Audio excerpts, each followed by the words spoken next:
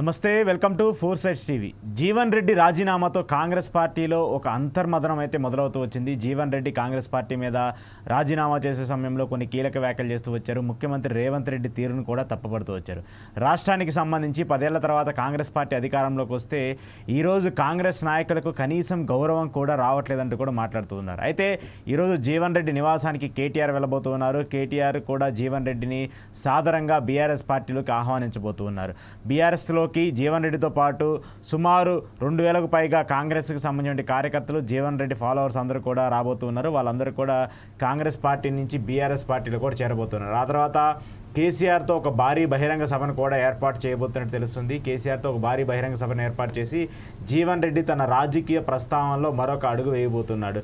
ఇప్పటి వరకు కాంగ్రెస్ పార్టీలో కాంగ్రెస్కి సంబంధించి భావజాలాన్ని, కాంగ్రెస్ యొక్క ఆశయాల్ని ముందుకు తీసుకెళ్లినటువంటి జీవన్ రెడ్డి తన అడుగుల్ని వెనక్కి మార్చుకొని బీఆర్ఎస్ వైపు కూడా పనిచేస్తున్నటువంటి పరిస్థితులు కూడా కనిపిస్తున్నాయి. జీవన్ రెడ్డి రాజీనామా తర్వాత కాంగ్రెస్ పార్టీలో జరుగుతున్నటువంటి పరిణామాలేంటి? బీఆర్ఎస్లోకి జీవన్ రెడ్డి వెళ్తే ఏమైనా రాజకీయంగా మార్పులు ఏమన్నా వస్తాయా?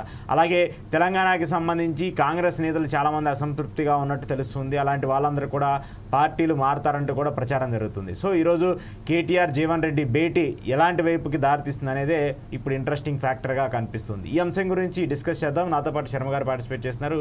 శర్మ గారితో మాట్లాడదాం. శర్మ గారు నమస్తే.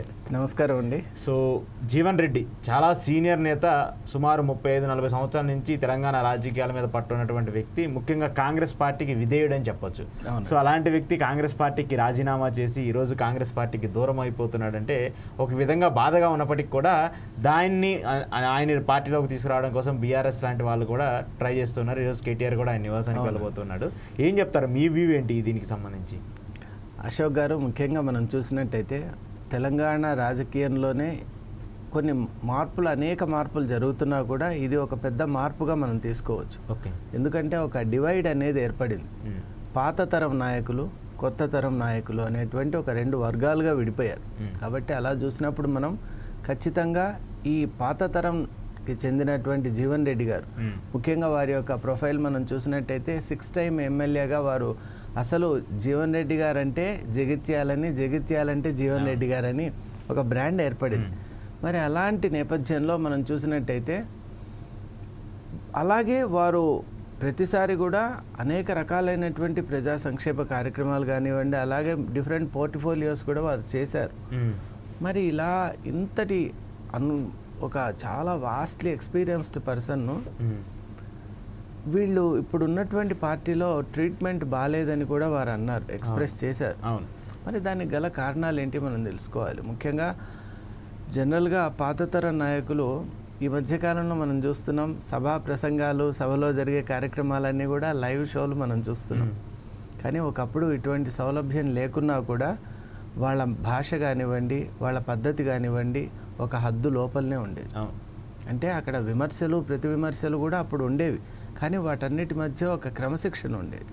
ఎదుటి వ్యక్తిని గౌరవించే ఒక సంప్రదాయం ఉండేది.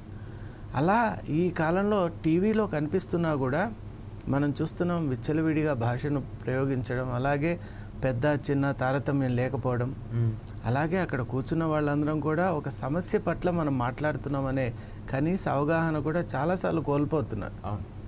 వాళ్ళు మనసుకు తోచిన రీతిలో వ్యవహరించడం అది మనం చూస్తున్నాం. మరి ఈ నేపథ్యంలో పాతతరం నాయకుడైనటువంటి జీవన్ రెడ్డి గారు ఇలాంటి నిర్ణయం తీసుకోవడం కూడా కొంతమంది దాన్ని సమర్థిస్తున్నారు. ఎందువల్ల అంటే ఆయన కాంగ్రెస్ పార్టీలో చాలా సంవత్సరాలు ఉన్నారు. ముఖ్యంగా 1984లో రాజీవ్ గాంధీ అధ్యక్షతన ఆధ్వర్యంలో ఉన్నప్పుడు వారు ఈ పార్టీలో చేరారు. మొట్టమొదట తెలుగుదేశం పార్టీ నుంచే వారు గెలిచారు. ఎన్టీ రామారావు గారి యొక్క ఆ భావజాలానికి నిజంగా ముగ్ధుడైనటువంటి వాళ్ళు. నిజంగా ఆ కాలంలో మనం చెప్పినట్టయితే పాలిటిక్స్ అపార్ట్, ఒక మంచి నాయకుడు ఉంటే కనుక అన్ని ప్రాంతాల వాళ్ళు కూడా వారిని ఇష్టపడేవారు. అలాగే వారి యొక్క ఉద్దేశాలను ముందుకు తీసుకొని వెళ్ళాలనేటువంటి లక్ష్యంతో వచ్చేవారు. అందువల్లే ఇక్కడ తెలంగాణలో మనం చూసినట్టయితే ఇప్పటికీ కేసీఆర్ గారు కూడా ఎన్టీఆర్ గారు ఫ్యానే అని చెప్పొచ్చు. అలాగే మనం చూసినట్టయితే అలాగే జీవన్ రెడ్డి గారు, అలా చాలామంది ఉన్నారు. ఇక రాయలసీమలో చాలామంది ఉన్నారు. ఇక అక్కడ గోదావరి జిల్లాలో కూడా, ఉత్తరాంధ్రలో కూడా ఉన్నారు. కాబట్టి ఒక మంచి నాయకత్వానికి అట్రాక్ట్ అయ్యి వచ్చినటువంటి వాళ్ళలో జీవన్ రెడ్డి గారు కూడా ఒకరు. మరి ఈరోజు మీరు అన్నట్టు వారు కాంగ్రెస్ పార్టీకి దాదాపు 42 సంవత్సరాలు అనుకుంటాను. అంత సుదీర్ఘమైనటువంటి ఒక పార్టీతో సాన్నిహిత్యం ఉన్నటువంటి వ్యక్తి ఇటువంటి నిర్ణయం తీసుకోవడం జీవన్ రెడ్డి గారి కంటే కూడా కాంగ్రెస్ పార్టీ అంతర్గతంగా ఆలోచన చేయాలి. ఓకే, ఎందువల్ల అంటే ఇది ఒక ఆషామాషి ఒక విషయం కాదు. అసలు ఇంత సీనియర్ మోస్ట్ పర్సన్ ఆ పార్టీని మామూలుగా ఇనర్షియా అనేటువంటిది ఏర్పడుతుంది. మనం ఫిజిక్స్లో కూడా చదువుతాం. ఒక ఏదైనా ఆబ్జెక్ట్ కానివ్వండి, మైండ్ కానివ్వండి, ఒక విషయం పైన కనుక ఉన్నట్లయితే దాని నుంచి బయటికి రావాలి అంటే చాలా కష్టం. అంటిల్ అండ్ అన్లెస్ ఏదైనా ఒక ఎక్స్ట్రాడినరీ ఫోర్స్ దాని మీద యాక్ట్ చేస్తే కానీ. అలాంటి ఇనర్షియల్ ఫ్రేమ్లోకి ఇన్ని సంవత్సరాలు 4 డికేడ్స్లో ఉన్నటువంటి జీవన్ రెడ్డి గారు వెళ్ళి ఉంటారు. మరి వారు ఇలాంటి నిర్ణయం తీసుకొని కంప్లీట్గా పార్టీ నుంచి బయటికి రావడం అనేటువంటిది నిజంగా నాకైతే చాలా ఆశ్చర్యం కలిగిస్తుంది. ఎందువల్ల అంటే క్రియాశీలత కలిగినటువంటి వ్యక్తి జీవన్ రెడ్డి గారు. మరి అటువంటి వ్యక్తి వస్తున్నారంటే కాంగ్రెస్ పార్టీ కూడా ఒకసారి ఆలోచన చేసుకోవాలి. వాళ్ళల్లో ఉన్నటువంటి సమగ్రంగా అసలు పాత కొత్త నేతలని ఉండదు కదండి. ఇప్పుడు పాత నేతలైతే వాళ్ళ నుంచి ఆ ఎక్స్పీరియన్షియల్ లెసన్స్ మనం నేర్చుకోవాలి.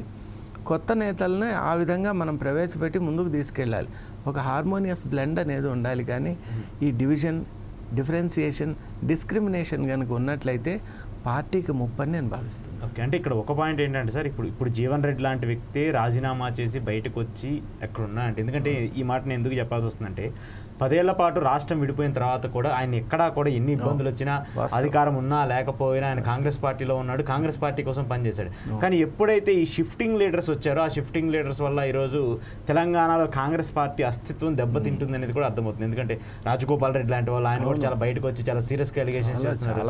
అంటే ఇప్పుడు ఏంటంటే బీఆర్ఎస్ నుంచి కాంగ్రెస్లోకి వెళ్ళిన వాళ్ళకి ఎక్కువ ప్రియారిటీ వస్తుంది అనేటువంటి ఒక చర్చ కూడా జరుగుతుంది. సో ఇవన్నీ కూడా రాబోయే రోజుల్లో కాంగ్రెస్ పార్టీకి కొన్ని ఇబ్బందికర పరిస్థితులకు వచ్చే అవకాశం ఉంటుంది కదా. డెఫినెట్లీ అండి. ఎందువల్ల అంటే ఆ ఇబ్బంది కలుగుతుందన్న దానికి ఒక సంకేతమే ఈరోజు జీవన్ రెడ్డి గారి నిష్క్రమణ.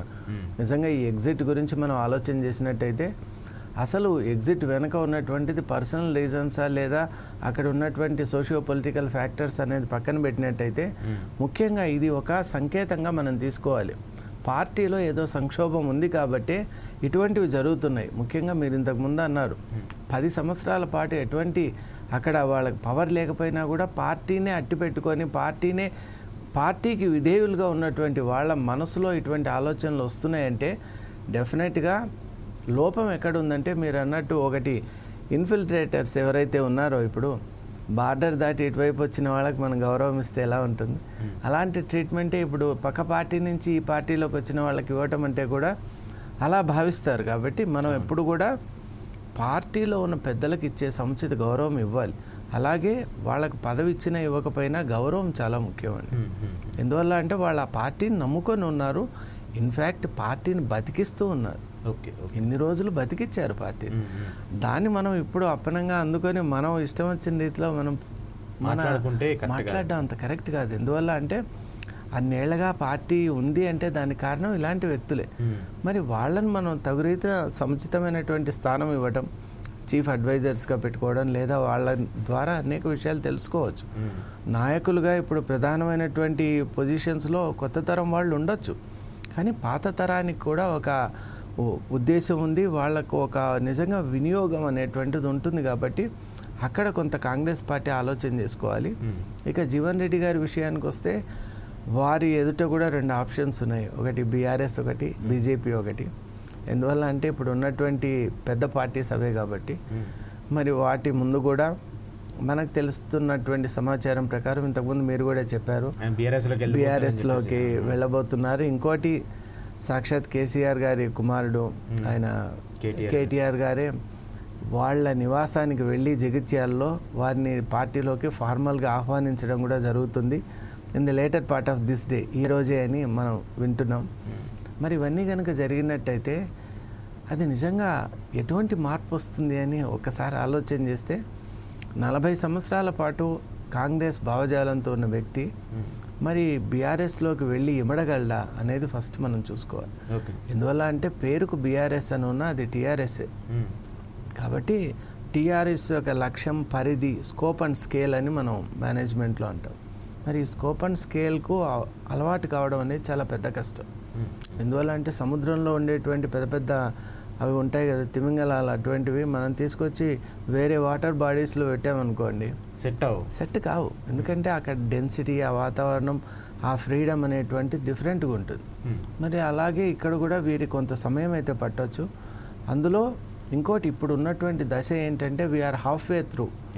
మనం ఇప్పుడు కాంగ్రెస్ పార్టీ కూడా హాఫ్ వే వచ్చింది కాబట్టి అక్కడ జీవన్ రెడ్డి గారు కూడా చేసినటువంటి వ్యాఖ్యలు ఏంటి అంటే పార్టీ అనుకున్నటువంటి లక్ష్యాల మీద దృష్టి పెట్టడం లేదు. నిజంగా కూడా మనం ఈ మధ్య కాలంలోనే మన టీవీలో కూడా కొన్ని ప్రోగ్రామ్స్ చేశాం.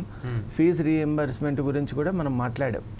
ఆ రోజు మీరు కూడా చక్కటి ఒక అనాలిసిస్ చేశారు. దాంట్లో ఏంటంటే ఇటువంటి పెద్ద లీడర్స్ అనటం ఏంటంటే మౌలికమైనటువంటి వసతులు, అలాగే విద్యార్థులకు, అలాగే ఇక్కడ మనకు కావాల్సినటువంటి లక్ష్యాలను మనం ఛేదించుకుంటూ వెళ్ళాలి. కానీ అసలు ఎంతసేపునా కూడా మనిషి మధ్య సంబంధాలని, అలాగే ఎక్కడో ఉన్నటువంటి వ్యక్తిని తీసి అందలం ఎక్కించడం, ఇలాంటివి కొన్ని ఏదైతే అవాంఛనీయమైనటువంటి విషయాలు ఉంటాయో వాటికి పెద్దపీట వేయడం అనేది సబబు కాదని అనిపిస్తోంది.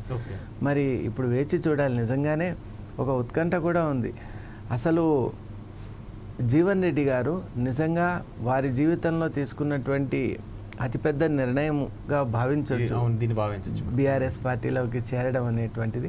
మరి we have to wait and see what happens. ఖచ్చితంగా, ఎందుకంటే జీవన్ రెడ్డి లాంటి ఒక సీనియర్ పొలిటీషియనే ఇలాంటి డిసిషన్స్ తీసుకున్నారంటే ఖచ్చితంగా కాంగ్రెస్ పార్టీలో ఎలాంటి పరిణామాలు జరుగుతున్నాయి, దానికి సంబంధించి కాంగ్రెస్ తీసుకున్నటువంటి డెసిషన్స్ ఏంటి అనేది కూడా అర్థమవుతుంది. సో ఈరోజు కేటీఆర్ అక్కడికి వెళ్ళబోతున్నారు, జీవన్ రెడ్డితో మాట్లాడబోతున్నారు, ఆయన్ని పార్టీలోకి సగర్వంగా కూడా ఆహ్వానిస్తున్నటువంటి నేపథ్యంలో ఆయనతో పాటు జగిత్యాలకి సంబంధించినటువంటి చాలామంది సీనియర్ నేతలు కావచ్చు, కాంగ్రెస్ పార్టీకి సంబంధించిన లాయలిస్టులు అందరూ కూడా ఈరోజు జీవన్ రెడ్డితో పాటు బీఆర్ఎస్ పార్టీలో కూడా చేరబోతున్నట్టు తెలుస్తుంది. ఆ తర్వాత జగిత్యాలలో జరిగేటువంటి పరిణామాలు, బీఆర్ఎస్కి సంబంధించి అక్కడ వచ్చేటువంటి మార్పు ఏంటనేది కూడా చూడాల్సి ఉంది. చూస్తూనే ఉండండి 4 Side TV. Stay tune.